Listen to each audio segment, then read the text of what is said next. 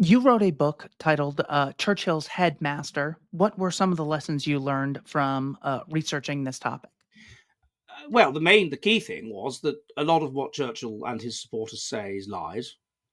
And so I thought to myself, well, if Churchill, this thing that he has, this headmaster who was this evil sadist, is that true? Let's check that. And I went through all the records and I tracked down people that were the descendants of his pupils and kept diaries and things at the time. And the degree to which he was this evil sadist was very, very, very heavily exaggerated. He was a severe flogger, even by the sounds of the time. But there were others like him, and there was another side to him, and a lot of people really liked him and thought he was great. So it just shows you there is a mythology based around Winston Churchill, I'm afraid.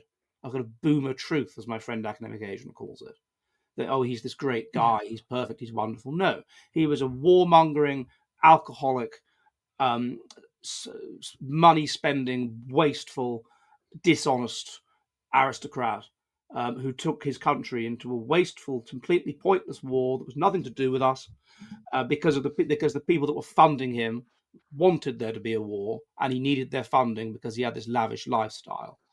And then, in order to get America to come on board, once we were deep in that war, he basically had to give away all our resources to America, bankrupt us, which he did. Interesting. And then America got involved in the war. And by the way, if we're gonna say that Franklin D. Roosevelt, is he some kind of saint?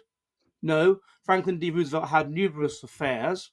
That's why him and his wife were married on paper only by the time of World War II. And during World War II, it seems he was having a relationship with the Crown Princess of Norway, and this is what this pressure from her persuaded him to lend the British equipment, which then resulted in the Japanese bombing Pearl Harbor.